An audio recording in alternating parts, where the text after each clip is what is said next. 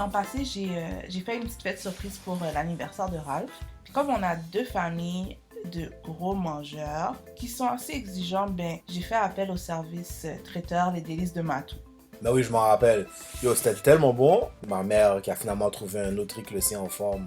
Mes neveux qui ont descendu le pool jusqu'à temps qu'il n'y en ait plus. Puis tes cousins qui ont fait leur meal prep de la semaine. Ouais, je pense que c'est rare quand tu fais une fête que tout le monde aime la bouffe. Fait qu'on a vraiment apprécié ça. Ma chère. Bon, quand est-ce qu'on refait ça, là? Parce que c'est ma fête bientôt. Tu pousses un peu. On est en septembre, ta fête est en février. Mais on verra. Moi, je pense que je suggère vraiment à tout le monde, dès que c'est événement, fête, même pour vos meal prep de la semaine, elle a souvent des spéciaux de bouffe typiquement haïtienne. Puis en plus, qu'est-ce qui est nice, c'est à Montréal, dans Rivière-des-Prairies, c'est accessible. T'appelles, tu fais ta commande, tu passes chercher ta bouffe. Donc vraiment, appelez-la 514-549-9414. Encore une fois, c'est Délices de Matou, 514-549-9414.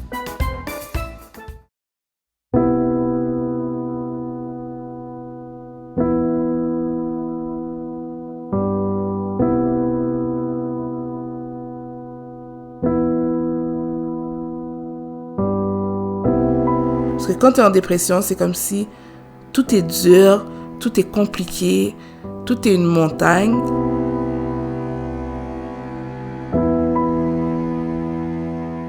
C'est comme si c'est un poids qui constant qui est sur toi. C'est un boulet que tu tournes. C'est ça la dépression. La dépression, c'est que tu te sens pas utile.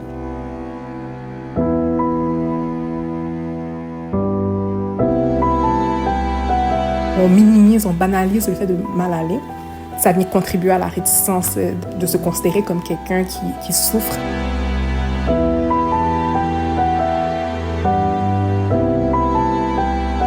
Audience, épisode 3. Aujourd'hui, dans Audience, on va aborder un sujet un peu sensible et personnel, la santé mentale. Si vous ressentez le besoin d'aller chercher de l'aide en écoutant l'épisode, faites-le avec les ressources à votre disposition. Votre médecin de famille, thérapeute, psychiatre, etc.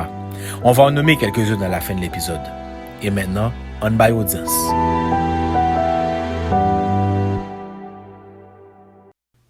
On est en mai 2021.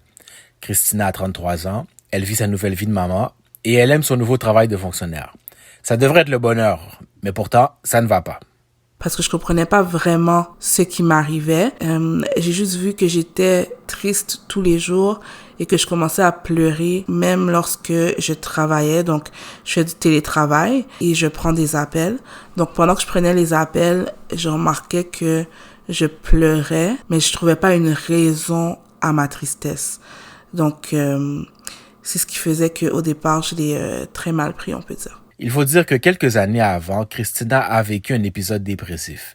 Mais à l'époque, elle prenait soin de sa mère gravement malade, alors c'était compréhensible si on veut. Mais là, avec tout ce qu'il y a de bien dans sa vie, elle voit pas pourquoi elle se sent aussi mal. Parce que je m'étais jugée moi-même et de me dire, mais qu'est-ce que t'as, Christina? T'es en santé relativement, t'as un mari qui t'aime, t'as une maison, t'as un enfant qui est en santé, t'as encore ton père, t'as des amis qui t'épaulent. Pourquoi ce sentiment-là fait surface? Christina essaye donc de se botter le derrière, comme on dit, de faire une femme d'elle. Mais ça marche pas. Dans un premier temps, moi, ce que je me suis dit, c'est « Ok, Christina, t'es juste un peu down, mets de forme sous, et puis ça va aller. » Puis j'arrêtais pas de me répéter ça, mais je me le répétais, puis j'essayais, puis j'échouais. Quand t'es en dépression, c'est comme si tout est dur, tout est compliqué, tout est une montagne. C'est comme ça que je le vivais.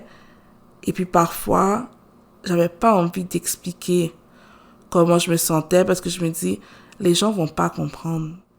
Les gens vont juste penser que je suis faible ou que je suis triste ou bien, oh, ça vient là, comme si, ou bien, ou mon mari, ou mon petit monde qui est en santé, ou mon bon job, ou mon caille pour été, pour qu'il soit triste, pour qu'il soit crier.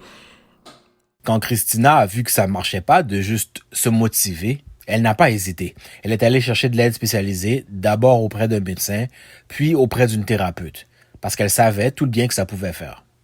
Déjà, à l'hôpital où on suivait ma mère, on m'avait offert des soins de psychothérapie qui étaient gratuits et auxquels j'avais décidé de participer. Et ça m'avait grandement aidé, c'est-à-dire à extérioriser mes sentiments, mes émotions en lien avec la maladie de ma mère, en lien avec moi, en lien avec la préparation peut-être à un deuil éventuel. Donc, il y a tout ça que j'ai pu traverser avec l'aide de la thérapie. Donc, j'ai vu que c'était une aide qui était offerte et qui allait m'être bénéfique sur le long terme. Alors, je savais reconnaître en fait les signes. Quand c'est arrivé en 2021, j'ai su reconnaître les signes que ça n'allait pas. Et je me suis dit, Christina, faut que tu ailles chercher de l'aide parce que ça va pas le faire, ça marche pas. Tu essayes fort, mais tu seras pas capable toute seule. Donc, oui, t'as un mari, oui, t'as des amis, oui, t'as des parents, mais c'est pas assez. Il faut vraiment un spécialiste, quelqu'un qui va comprendre un peu mieux la mécanique de ton cerveau, de tes émotions pour t'aider à traverser tout ça.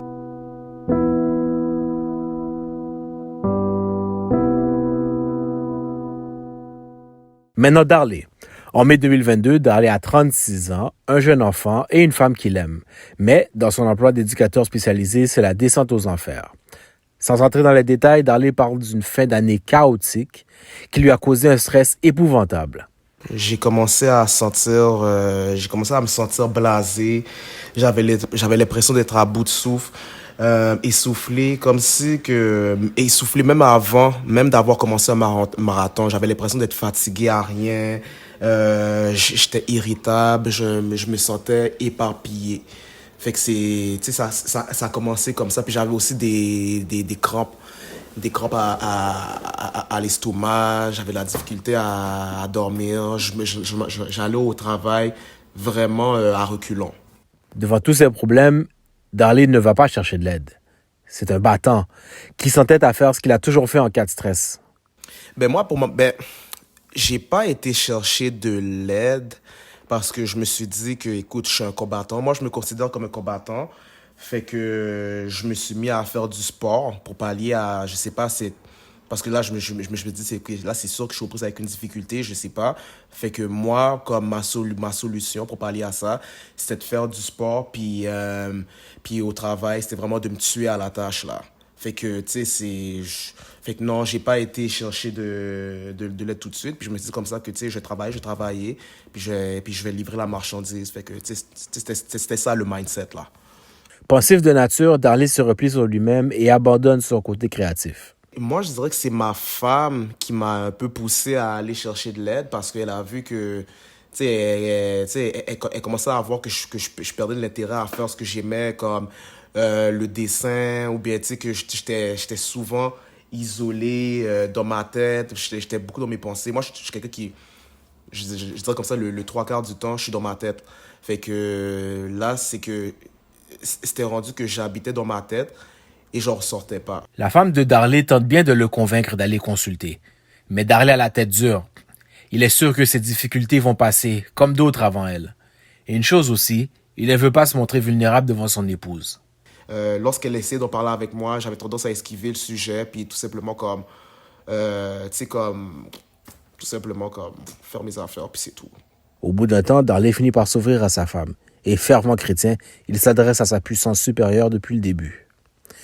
Mais comme on dit, ce que femme veut... Oui, je priais, mais en même temps, c'est que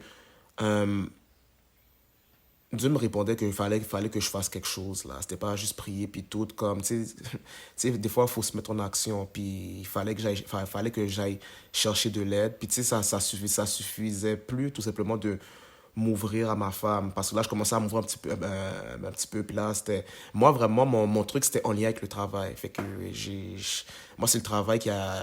Cette fin d'année-là, elle a vraiment été comme chaotique pour moi, c'était vraiment comme une chute aux enfers pour moi, là. Fait que j'ai commencé à m'ouvrir, tu sais, puis, tu sais, même ma femme me dit comme ça, écoute, tu sais, je comprends comme le fait comme ça que, tu veux finir l'année, je sais comme ça que c'est ton tempérament, lorsque tu commences quelque chose, il faut que tu finisses, mais à un moment donné, tu sais, faut que tu passes à ta santé aussi.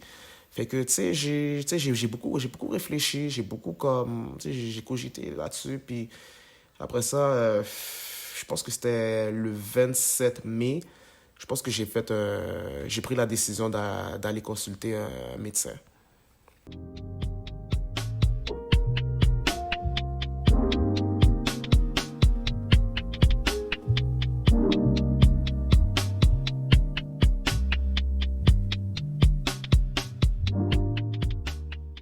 Christina et Darley font partie des millions de Canadiens qui sont affectés par une forme de détresse psychique depuis la COVID-19.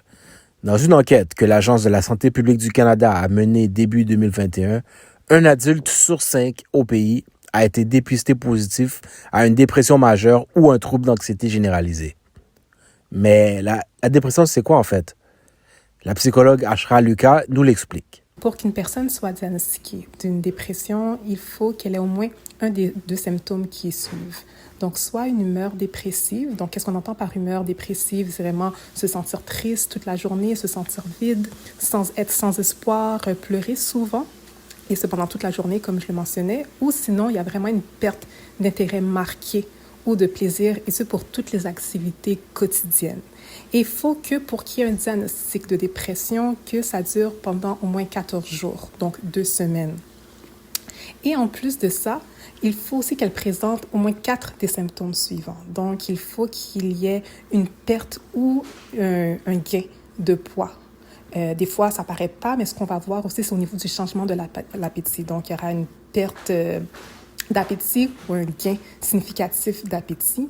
On peut voir aussi un changement au niveau du sommeil, donc soit que la personne devient insomniaque ou au contraire qu'elle fait beaucoup plus d'hypersomnie, donc qu'elle dort tous les jours. On voit aussi que la personne, il y a un ralentissement psychomoteur, donc elle est beaucoup plus au ralenti ou au contraire, il y a une agitation. Donc c'est quelqu'un elle devient tout d'un coup super fébrile, mais souvent ce qu'on voit, c'est le fait d'être au ralenti. Sinon, parmi les autres symptômes qu'on peut voir aussi, c'est vraiment une fatigue ou une perte d'énergie, et ce pendant toute la journée. Sinon, il y a aussi le fait de se sentir coupable ou un sentiment de dévalorisation. Il y a aussi une difficulté à penser, il y a des trous de mémoire, à prendre des décisions et finalement aussi ce qu'on peut voir, c'est des pensées de mort récurrentes. Donc, la personne a des idéations suicidaires, même si elle n'a pas nécessairement de plan, mais elle pense beaucoup à la mort, ou sinon, des fois, ça peut être une tentative de suicide, et malheureusement, des fois, on arrive même au suicide. Donc, c'est comme ça qu'on peut déclarer que quelqu'un fait une dépression. La dépression, est-ce que c'est ça qu'on appelle une humeur dépressive? Pas tout à fait. Encore une fois, Dr Lucas. En fait, humeur dépressive, c'est souvent, on va dire que la personne est déprimée. Donc, elle n'a pas nécessairement un diagnostic de dépression. Dépression majeure, c'est vraiment, il y a un diagnostic. Puis, il faut vraiment qu'il réponde à tous les critères que j'ai nommés. Tandis qu'une humeur dépressive, il y a des gens, on peut avoir une humeur dépressive. Des fois, ça nous arrive d'être un peu plus déprimé. C'est quelque chose qui est normal, mais c'est vraiment quand c'est persistant dans le temps. Et puis, quand ça perdure, c'est là qu'on peut parler de dépression. Mais une humeur dépressive, ça peut nous arriver à tout le monde, sans nécessairement qu'on fasse une dépression aussi. Être en dépression, c'est déjà difficile. Mais être en dépression et afrodescendant, là, c'est compliqué. À vivre et aussi à faire comprendre. Les gens vont juste penser que je suis faible ou que je suis triste ou bien oh, ça vient là comme si ou bien ou mon mari ou mon petit monde qui est en santé ou mon bon job ou mon cas pour été pour qu'ils soient tristes, pour qu'ils soient criés.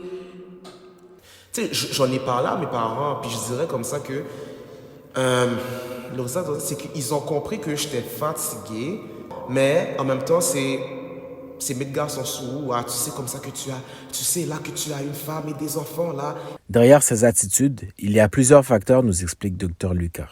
Il y a la crainte aussi, la honte associée au fait d'avoir un problème de santé mentale. Souvent, quand on va parler de dépression, on va dire « ah, c'est maladie blanc ». Puis, on aime se voir comme des personnes fortes. Et en fait, les Haïtiens, on est des êtres forts. On est forts. Mais le concept de vulnérabilité, c'est quelque chose qui fait peur, en fait. On ne veut pas être vulnérable. Puis aussi, on va se le dire, on est en minorité, du moins au Québec. Donc, souvent, il y a beaucoup de stéréotypes négatifs qui sont associés au fait d'être noir. Donc, le fait de rajouter le fait d'être en dépression, c'est comme, OK, non, ça, on va garder ça pour les Blancs. Puis nous, on va faire autre chose. Donc, il y a ça aussi. Puis, il y a le fait de banaliser le fait de ne pas aller bien. Donc, on se dit, ah, mais non, c'est correct, là. Comme la vie, c'est ça. Donc, on minimise, on banalise le fait de mal aller. ça vient contribuer à la réticence de se considérer comme quelqu'un qui souffre sur le plan de la santé mentale. Puis aussi, ce qu'il faut comprendre, c'est que nous, on est beaucoup en mode action. On va travailler, il y a les enfants. Et puis, ce qui se passe avec la santé mentale, c'est que le fait de penser à sa santé mentale, ça demande un temps d'arrêt. Puis des fois, on n'a pas le temps, en fait, pour s'asseoir, pour dire, OK, je vais pas bien. On est toujours en mode go, go, go, go, métro, boulot, dodo. Et c'est ça aussi qui nous valorise en tant qu'individu, en tant que personne noire dans la société occidentale. Donc, on n'a pas le temps de s'arrêter. Donc, c'est pour ça aussi, en fait, je pense qu'il y a plusieurs autres raisons, mais c'est ça aussi qui amène les gens à être réticents par rapport à la santé mentale. Puis je pense, par exemple, à mes clients, la vulnérabilité, c'est quelque chose qui fait peur. Mais de plus en plus, les gens sont comme, OK, je parle des personnes de la communauté haïtienne, sont beaucoup plus ouverts à dire, OK, non, c'est vrai, je suis vulnérable. Non, j'ai aussi... je suis tannée d'être forte, d'être la femme forte. Plus la femme, là, peut-être les hommes aussi, tranquillement, ça change, mais il y a un changement qui se fait. Comparativement à il y a 10 ans de cela, 15 ans, 20 ans, je pense qu'il y a un changement. Ouais. Si un proche vous semble en dépression, croyez-moi, ça n'aide pas de le secouer, ni de l'inciter à se botter le derrière. C'est pas de ça dont ils ont besoin. Croyez-en ceux qui l'ont vécu. Ce qu'il faut, c'est écouter. Et pas de n'importe quelle façon, d'une façon bienveillante, comme l'explique Dr. Lucas. Je pense, ce qu'il faut faire, c'est vraiment d'avoir une attitude de bienveillance. Et aussi, souvent, lorsqu'une personne qu'on aime ne va pas bien, nous, on vit un sentiment d'impuissance. Et par rapport à ça, quand on se sent impuissant, on peut trouver des solutions rapidement. Donc, on n'est pas dans la recherche de solutions avec la personne. On peut lui dire que « Hey, j'ai remarqué que ces temps-ci, tu pleures plus souvent que d'habitude. On dirait que tu es moins présente. » On peut parler à la personne, reconnaître, lui dire « Voici ce qu'on a remarqué. » Et ça de façon très douce, de façon très bienveillante. Et puis vraiment de laisser la personne nous parler. Des fois, ça se pourrait que la personne ne veuille pas parler, puis c'est d'accepter aussi que, OK, la personne veut son silence, mais toujours quand même de prendre des nouvelles de façon régulière. Mais c'est vraiment de prendre le temps d'être dans la bienveillance, puis d'écouter. Et la personne a besoin de se sentir validée aussi, souvent. Puis aussi de ne pas rentrer dans la positivité toxique. Donc, ce que je veux dire par là, c'est que des fois, quand une personne ne va pas bien, on va dire « Mais non, c'est correct. Repousse-toi, ça va venir demain. » Non. On sait qu'on veut bien faire, mais malheureusement, ça n'aide pas, puis la personne se sent invalidée. Donc, ça l'amène à se replier sur elle-même. Donc, c'est vraiment d'avoir cette attitude d'ouverture, de bienveillance. Je le redis souvent, le terme bienveillant, mais puis d'accepter aussi, de tolérer le rythme de la personne. Puis ça se pourrait qu'elle ne veuille pas s'ouvrir à toi, puis c'est correct. Peut-être même de lui parler de « Ah, peut-être que ce serait bien que tu ailles voir quelqu'un » ou peut-être même lui référer un professionnel de la santé. Mais ne pas brusquer la personne, parce que si on brusque la personne va juste encore plus se replier sur elle-même, puis c'est pas ça qu'on veut, en fait. Grâce à la thérapie, un traitement et le soutien de ses proches, Christina a réussi à remonter la pente. Aujourd'hui, elle se sent beaucoup mieux qu'il y a 2 ans. Oui, le jour et la nuit. J'arrive à me projeter dans le futur, chose que je ne faisais pas quand j'étais en dépression.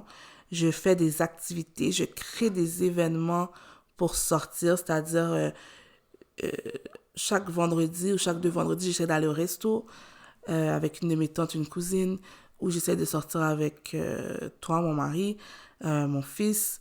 Je vais le chercher à la garderie. Je joue avec lui davantage. J'extériorise davantage mes émotions aussi. Je garde pas tout pour moi. Je ris beaucoup plus. J'arrive à faire de la lecture. Je suis quelqu'un qui adore lire, mais j'arrivais plus à lire depuis 2021 parce que ça demande de la concentration.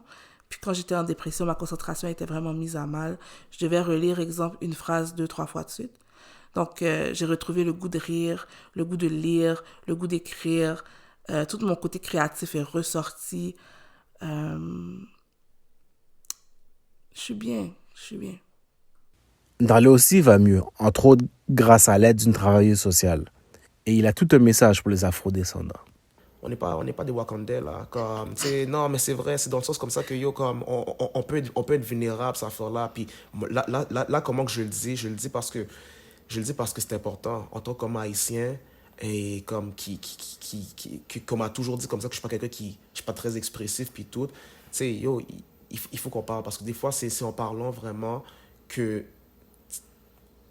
sais, que t'es capable vraiment, comme tout simplement de faire réaliser à la personne que, ok, yo, elle va vraiment pas bien, puis la personne peut se mettre en action aussi. C'est pas bon, tu sais. J'ai perdu aussi, comme, on a perdu un de nos amis dernièrement, là, comme, il s'est suicidé, puis il a écrit une lettre. Fait que tu comprends comme ça que que c'est quelque chose comme ça que moi j'ai très mal pris, parce qu'en plus de tout ça, c'était un petit jeune qui allait à l'église puis tout, tu comprends, parce que encore là, quand tu vas à l'église, comme tu peux pas comme il y a pas d'affaires comme ça, bah comme ça pas supposé rivaux, mais là maintenant tout le monde est saisi parce que regarde, même parce que la dépression frappe nos rangs aussi, même à l'église. C'est pour ça que, comme je disais, personne n'est exempt de ça. Fait que c'est pour ça que je me dis comme ça que prenez soin de vous, prenez soin de vos proches, comme lorsqu'ils vous disent qu'ils sont pas bien, comme écoutez-les, puis si possible, référez, guys. Référez. Puis je peux comprendre aussi la réticence de moi je n'ai pas envie de parler avec blanc, je suis très pro-black, donc est-ce que je respecte l'expertise de tout et chacun.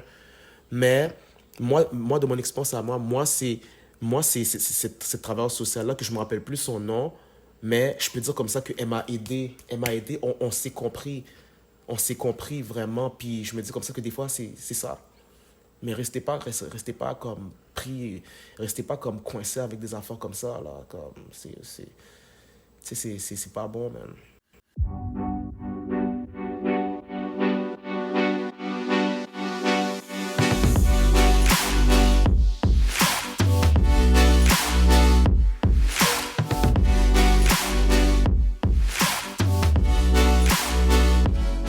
Si vous vous reconnaissez dans notre épisode et que vous cherchez de l'aide, il y a des ressources.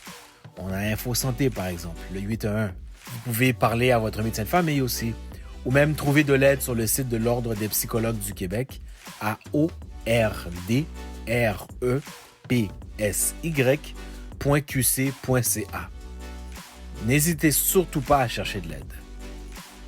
Audience est écrit, produit et réalisé par Christina Dabel et moi, Ralph Bonnet-Sanon. On tient à dire un grand merci à Dr Ashra Lucas de la clinique de psychologie Papineau.